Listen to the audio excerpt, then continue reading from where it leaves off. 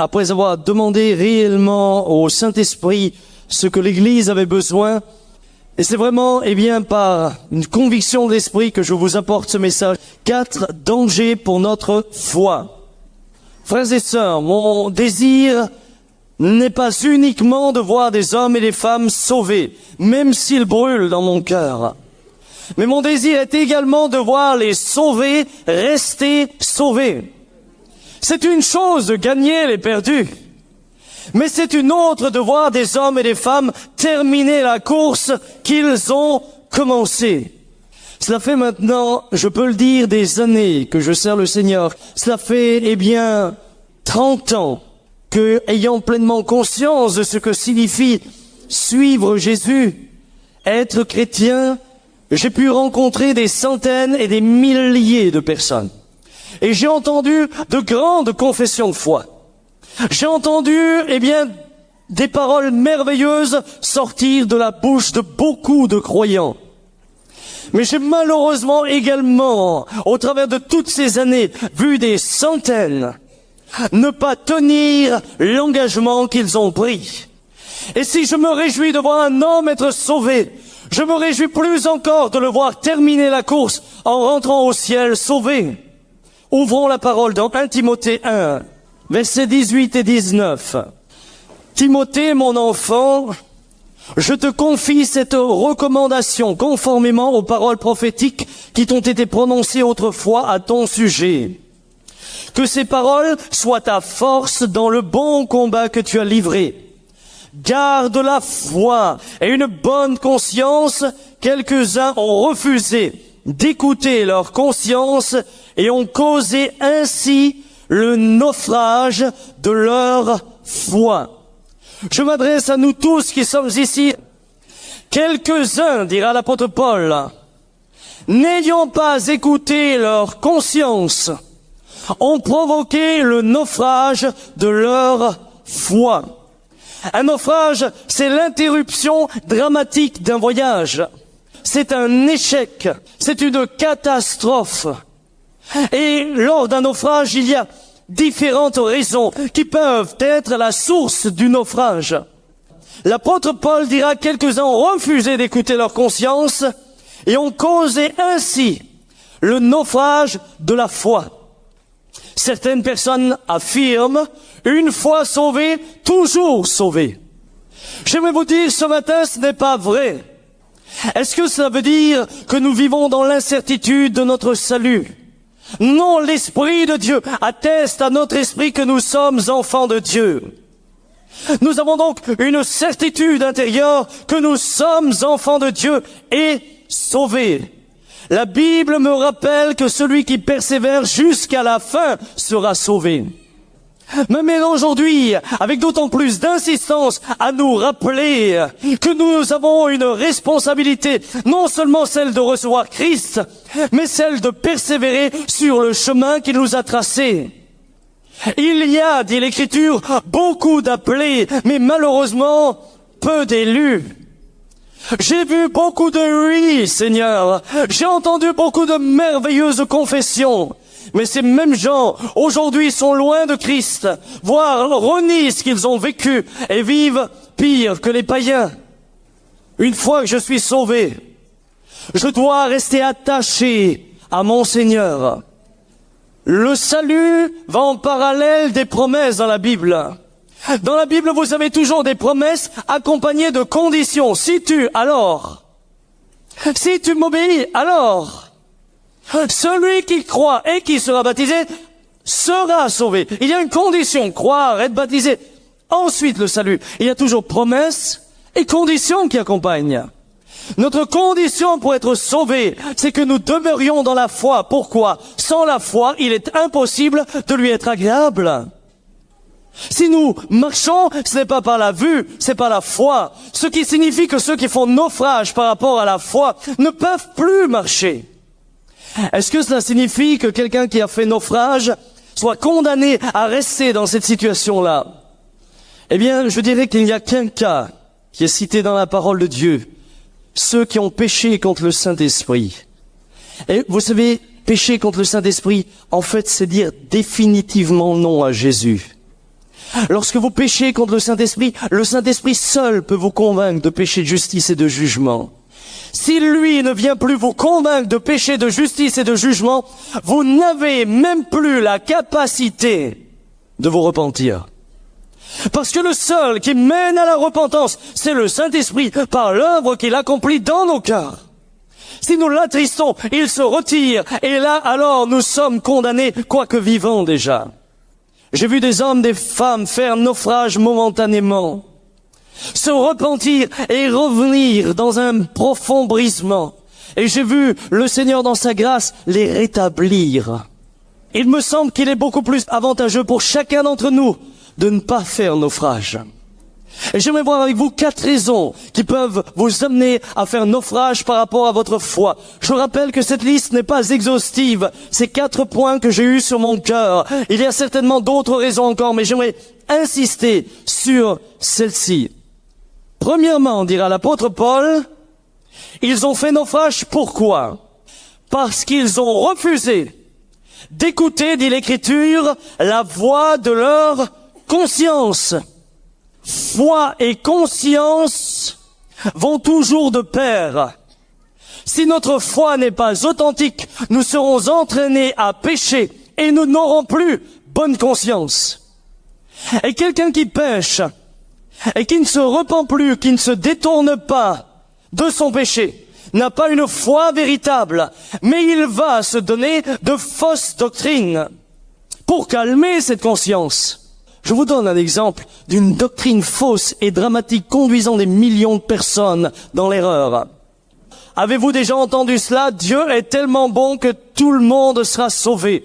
J'aimerais vous dire que c'est faux, c'est un mensonge. Dieu est tellement bon, oui, qu'il exerce la justice. Dieu est tellement bon qu'il donne son Fils. Mais celui qui refuse la grâce qu'il reçoit dans le Fils Jésus est condamné et perdu. Dieu nous parle par le moyen de la conscience. Qu'est-ce que la conscience? Dieu, par le moyen de la conscience, a placé en tout homme, croyant et non croyant, je le disais hier, un juge que l'on appelle la conscience et qui va donner son verdict, que ça nous plaise ou que cela ne nous plaise pas. Les non-croyants ont une conscience. Dieu a placé la conscience dans l'homme. Et cette conscience le juge en fonction du bien et du mal qu'il fait. Lorsqu'un homme assassine quelqu'un, sa conscience l'accuse. Il sait qu'il a tué quelqu'un. Lorsqu'un homme trompe sa femme, du moins la première fois, sa conscience lui parle et l'accuse. Un menteur est travaillé par sa conscience. Le non-croyant a donc une conscience. Cependant, nous sommes dans un monde qui, est en train d'essayer de faire descendre la barrière de la conscience le plus bas possible pour pouvoir faire ce qu'ils veulent. Pour être libre, il faut piétiner les valeurs de la conscience et les valeurs morales. Alors le monde va accuser l'Église et va dire à l'Église, vous êtes des moralistes. Le monde va accuser les croyants. Aujourd'hui, c'est qui qu'on accuse? C'est ceux qui lèvent leur voix contre l'avortement. C'est eux qui deviennent les responsables. On baisse le niveau de la conscience pour mieux assouvir les désirs les plus impurs produits par le péché. On nous dit qu'en avortant un enfant à 12 semaines, c'est pas grave parce que c'est pas encore un enfant. Mais alors, à combien de semaines c'est un enfant? Et qu'est-ce qui fait que 3 semaines plus tard, ce sera un enfant? Qu'est-ce qui fait qu'à 8 mois, c'est un enfant? S'il n'est pas à 1 jour, pourquoi le serait-il à 8 mois? À partir de quand est-il un enfant? J'étais un jour dans un train avec un Coréen et il me disait, chez nous en Corée, l'âge des enfants n'est pas compté à partir du jour de la naissance, mais à partir du jour de la conception. Là au moins, quand tu avortes, tu sais que tu tues. Et frères et sœurs, nous sommes dans cette génération-là qui a rabaissé la conscience au niveau le plus bas pour nous faire croire que l'homosexualité c'est normal, pour nous faire croire que l'adultère c'est normal. Il faut pouvoir assouvir ses sens. Et tout ce qui s'élève contre, on l'appelle aujourd'hui mal. Comme Paul le disait, le mal sera appelé bien et le bien sera appelé mal. Ça c'est pour les païens. Qu'en est-il des croyants? Eh bien, si les païens ont une conscience, les croyants ont une conscience bien plus aiguisée encore. Parce que le Saint-Esprit, lorsqu'il vient en nous, prend le contrôle de notre conscience. Le Saint-Esprit va au travers de ta conscience te parler et te mener beaucoup plus loin dans la sanctification que tu ne pourrais y arriver si tu ne connaissais pas le Seigneur. La parole vient, la Bible nous dit qu'elle est comme une épée à double tranchant, elle tranche. Et notre conscience est à partir du moment où la parole, habite dans notre cœur, en train de nous aider à marcher dans la voie de la sainteté. Ceci dit, cela augmente notre responsabilité. Ceci dit, cela nous oblige d'être d'autant plus vigilants que nous savons que Dieu nous parle par notre conscience et donc nous devons écouter. Mon frère, ma sœur, négliger ta conscience reviendrait, pour prendre une image, à négliger la douleur que tu peux avoir dans ton corps. Pourquoi la douleur est-elle là ? La douleur, en général, est le système naturel d'alarme que Dieu a placé dans nos corps pour nous dire « il y a quelque chose qui va pas ». Quand j'ai mal aux dents, la douleur est là pour me dire « il y a dans ta bouche ». Quelque chose qui dysfonctionne. Quand nous avons une douleur dans notre corps, en règle générale, il y a une raison. Et c'est comme une alarme, un système d'avertissement. Mon frère, ma sœur, la conscience joue exactement le même rôle pour ta vie spirituelle et morale. Quand ça ne va plus, la voix de la conscience s'élève. Quand tu vas vers le péché, la voix de la conscience te parle et le Saint-Esprit te parle par la conscience. Mon frère, ma sœur, négliger la voix de la conscience, ce serait comme si le capitaine d'un bateau négligeait les avertissements du radar. Lorsque nous n'écoutons plus la voix de la conscience, nous sommes en danger au niveau de notre foi. Et aujourd'hui, malheureusement, je me rends compte que beaucoup de croyants n'écoutent plus la voix de leur conscience. Ils outrepassent. Regardez dans la suite du texte, il est dit dans Timothée 1:20, parmi eux, donc ces gens-là qui ont perdu la foi parce qu'ils n'ont pas écouté leur conscience, se trouvent Hyménée et Alexandre. Je les ai livrés à Satan afin qu'ils apprennent à ne plus faire insulte à Dieu. Cette déclaration peut sembler surprenante. Cela mérite quelques explications. Tu es ou dans le royaume de Dieu ou dans le royaume de Satan. Vous ne pouvez pas être entre les deux. Il n'y a pas d'entre les deux.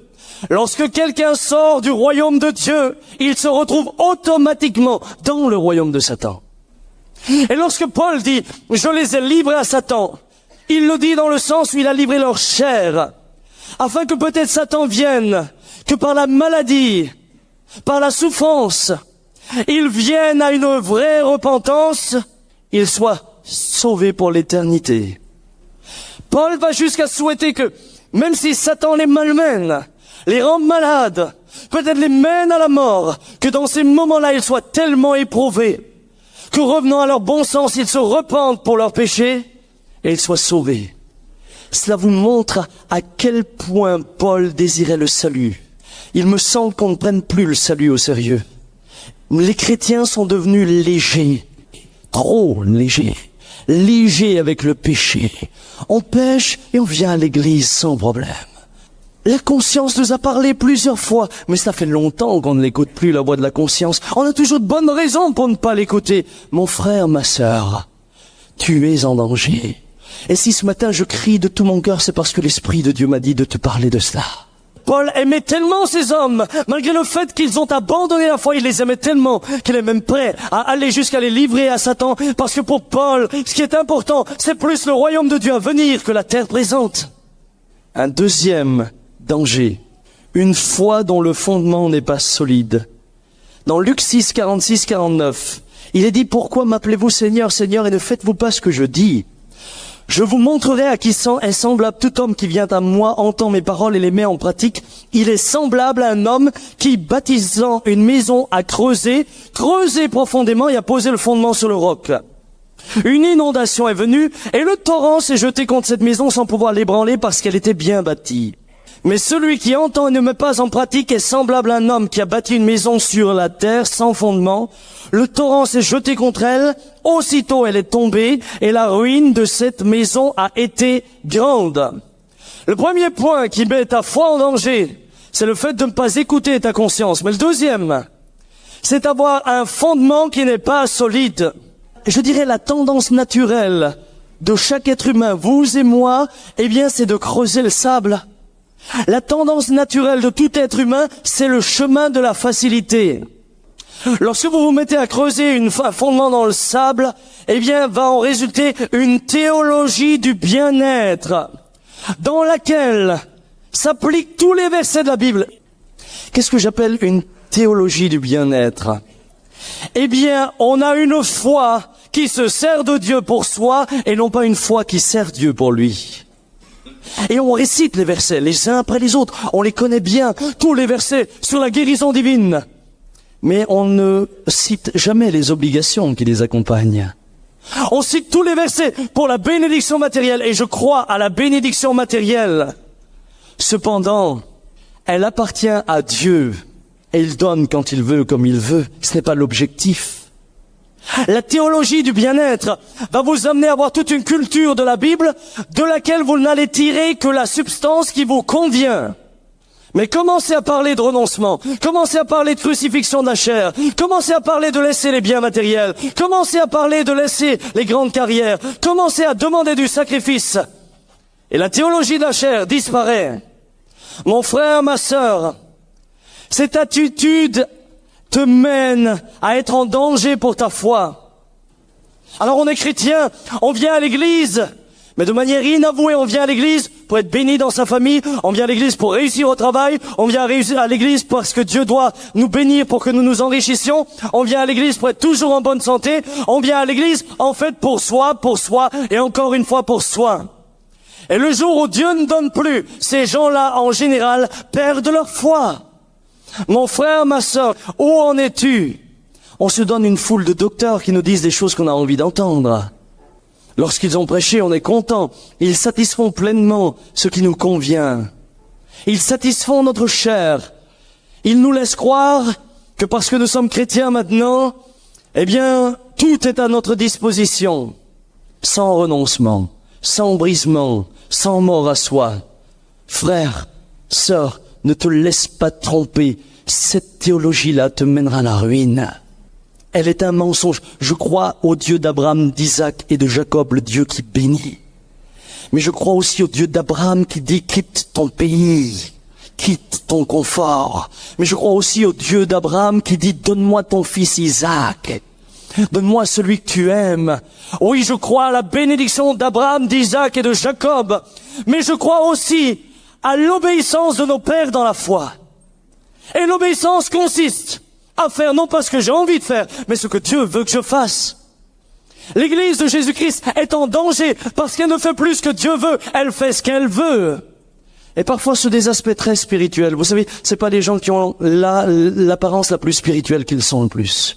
Avec les années, j'ai appris, et j'ai vu, et j'ai expérimenté, et je sais que ce que la parole dit là est la vérité. La théologie du bien-être tient. Elle tient jusqu'au moment de l'épreuve. Je vais vous dire une chose. Ceux qui ont bâti sur le sable, en général, vous avez même l'impression qu'ils réussissent mieux que vous. Parce qu'ils construisent plus vite. On a l'impression qu'ils avancent beaucoup plus vite que les autres. On se dit, waouh, ce frère-là, il va aller loin. Il construit vite. Pendant que toi, tu es en train de creuser le rocher de ton cœur, qui souvent est dur comme pas possible, l'autre a décidé de laisser cela. Et puis, c'est la bénédiction, c'est la joie, c'est la paix, et toutes ces choses-là, j'y crois. Comprenez-moi bien, j'y crois pleinement, et j'en bénéficie pleinement. Cependant, tu le vois avancer, il construit, et sa maison avance très vite. Et toi, tu te dis, mais moi, j'ai du mal, moi, j'ai des luttes, j'ai des combats. Et puis, tu apprends ce que c'est crucifier ta chair, et tu te rends compte que tu la crucifies pas en un jour. Petit à petit, tu avances, et ta maison spirituelle se construit. Mais un jour, frère, un jour, vient la tempête. Et là se fait la différence. La différence, vous ne la voyez pas quand Dieu bénit. La différence, vous la voyez quand la tempête vient. Et quand ça commence à remuer, et quand ça commence à chauffer, d'ailleurs, la Bible le dit, et Jésus le dit lui-même, quand viennent des persécutions et des tribulations, ils perdent la foi. Ils la perdent parce qu'ils n'ont pas un fondement solide. Et ce matin, mon frère, ma sœur, je t'exhorte à avoir un fondement solide. N'ayez pas simplement une petite foi, une petite croyance. Elle vous mènera à la ruine, elle vous mènera en enfer. Lorsque j'entendais ce frère dire que celui qu'il voyait en enfer, en particulier, et qu'il a marqué, était un pasteur qui hurlait en lui demandant de l'aide. Aidez-moi, je rendrai à l'église tout ce que j'ai volé comme argent. Je me dis, mais quel drame! Le frère dira, ces âmes étaient tourmentées, il n'a pas vu de feu. Un tourment terrible. Frères et sœurs, nous ne prenons pas assez au sérieux l'enfer. On ne prend pas assez au sérieux, le péché. On s'accommode, on s'arrange, on l'arrange à notre convenance. On a notre petite théologie à nous. Paul dit aux Philippiens, car il en est plusieurs qui marchent en ennemis de la croix de Christ. Je vous en ai souvent parlé et j'en parle maintenant encore en pleurant. Leur fin sera la perdition. Ils ont pour Dieu leur ventre. Ils mettent leur gloire dans ce qui fait leur honte. Ils ne pensent qu'aux choses de la terre. Voilà ceux qui étaient avec Paul. Ils marchent en ennemis de la croix. Oh, ils sont parfois dans les églises, mais ils ont comme Dieu leur ventre. Ils sont dans les églises, ils chantent Alléluia, mais ils ont comme Dieu leur confort. Oh oui, ils chantent et ils prient, mais ils ont comme Dieu leur maison. Et Paul dira, ils marchent en ennemis de la croix. Est-ce que j'ai dit par cela qu'on n'a pas le droit d'avoir une maison loin de là? Que Dieu te bénisse dans ta maison, que Dieu me bénisse dans ma maison. Mais elle ne doit jamais être l'objectif premier. Jusqu'au bout, je veux te suivre, dit ce chant, dans les bons et les mauvais jours. Troisième point, une vie de compromis. La compromission met la foi en danger. Regardez ce que Josué dit au peuple. Appliquez-vous avec force à observer et à mettre en pratique tout ce qui est écrit dans le livre de la loi de Moïse, sans vous en détourner ni à droite ni à gauche. Ne vous mêliez point avec ces nations qui sont restées parmi vous. Ne prononcez point le nom de leur Dieu et ne l'employez point en jurant. Ne les servez point et ne vous prosternez point devant eux. Mais attachez-vous à l'Éternel votre Dieu, comme vous l'avez fait jusqu'à ce jour. L'Éternel a chassé devant vous des nations grandes et puissantes, et personne jusqu'à ce jour n'a pu vous résister. Un seul d'entre vous en poursuivait 1000, car l'Éternel votre Dieu combattait pour vous comme il vous l'a dit.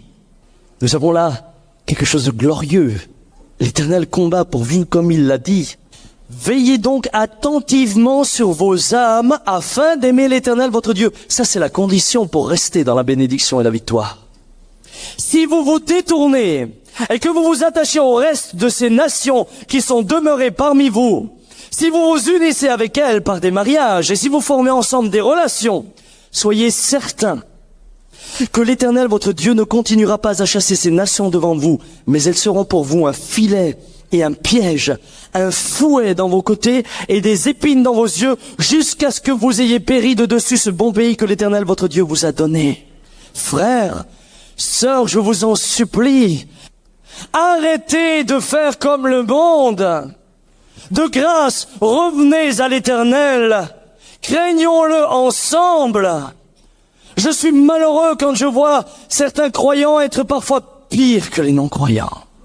On regarde tout et n'importe quoi et votre conscience ne vous parle même plus. Vous regardez des scènes de violence, des scènes d'orgie et votre conscience ne vous parle plus et ça ne vous pose pas de problème? Frères, l'Esprit de Dieu parle à nos cœurs. J'aimerais m'adresser à tous les jeunes qui sont là. Il y a de la légèreté au niveau sexuel. Je sais qu'il y a des jeunes sérieux qui aiment Dieu et qui se battent. Mais le monde a influencé les jeunes. Je sais que les jeunes, vous êtes exposés du matin au soir dans vos collèges, dans vos lycées, dans vos universités, à la tentation sous toutes ses formes. Je sais que le diable cherchera à vous faire tomber par mille et un moyens, mais de grâce, séparez-vous du monde. Paul dit à Timothée de fuir le péché qui nous enveloppe si facilement. Pas de compromis, ne laisse pas de place. Sois sévère avec le péché et traite-le en tant que tel. Le péché ne sera jamais pour toi un allié, jamais, dis-le-toi bien. C'est toujours un ennemi, toujours. Quelle que soit sa forme, c'est toujours un ennemi. Nous ne pourrons pas faire de compromis en ayant d'autres dieux dans nos cœurs. Dieu ne partage pas sa gloire avec un autre et il y en a des faux dieux. Mon frère, ma sœur, tu peux pas avoir deux dieux dans ta vie. Parfois, plus subtilement, nos dieux, c'est même notre propre famille. et ta famille passe avant Dieu lui-même. Moi, j'aimerais te dire, si tu apprends à honorer l'Éternel, il bénira ta famille. Mais si tu mets ta famille à la place de l'Éternel, sa bénédiction se retirera. Quelles sont nos motivations? Les compromis te mèneront à perdre la foi. Tu ne peux pas jouer avec le péché. Traite-le vigoureusement. Traite-le sans lui laisser la capacité de s'installer. Il est dit dans Luc 8, ceux qui est tombé parmi les épines, ce sont ceux qui, ayant entendu la parole, s'en vont et laissent étouffés par les soucis, les richesses et les plaisirs de la vie et ne portent point de fruits qui viennent à maturité. Vous savez ce qui est terrible avec ces croyants-là? C'est que vous les avez pendant tout un temps avec vous dans l'église. Parfois 5 ans, 8 ans, 10 ans. Les épines ne grandissent pas d'un coup. Ceux qui sont au bord du chemin, les oiseaux viennent, ils mangent et puis c'est fini.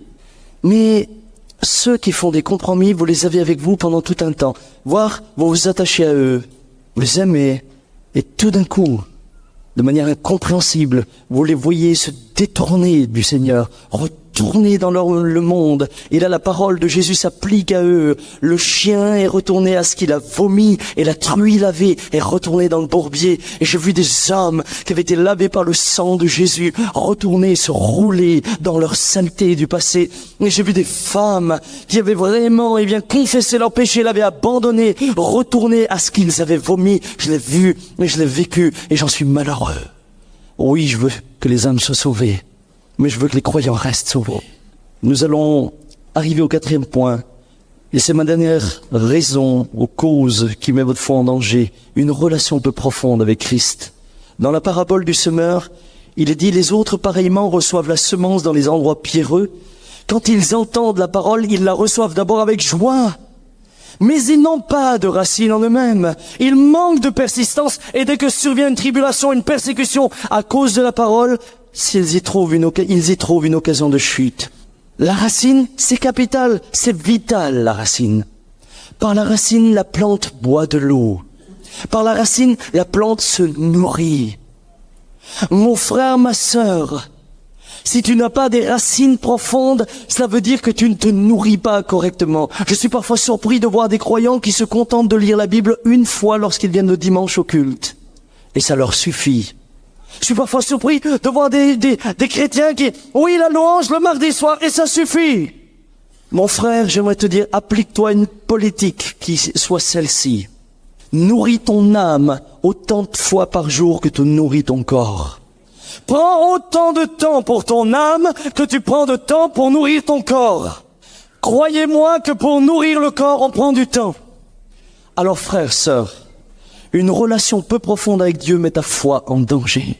Parce que lorsque l'épreuve vient, ta foi se dessèche. Tu n'as pas la nourriture qu'il te faut. Rappelle-toi de cela.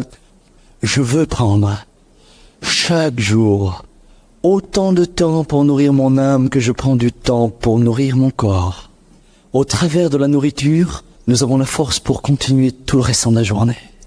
Au travers de la nourriture que tu prendras, tu auras la force pour continuer ton chemin jusqu'au bout. Tu ne feras pas naufrage par rapport à ta foi, mais tu vaincras. Je résume les 4 points. 4 dangers pour votre foi. Ne pas écouter sa conscience, une vie de compromis. Regardez le jeune homme riche, où il faisait tout ce que la loi lui demandait, tout, mais il avait un Dieu, ses richesses. Quand Jésus lui a dit d'abandonner, impossible. Il a préféré quitter Jésus que ses richesses. Regardez Lot à Sodome, tellement habitué au péché dans cette ville, que finalement, le péché a commencé à devenir quelque chose de normal pour lui. Et se traduira une attitude détestable à l'égard de ses filles. Une vie de compromis. Un manque de relation avec Dieu. Une relation peu profonde et un fondement qui n'est pas solide. Le ciel est une réalité.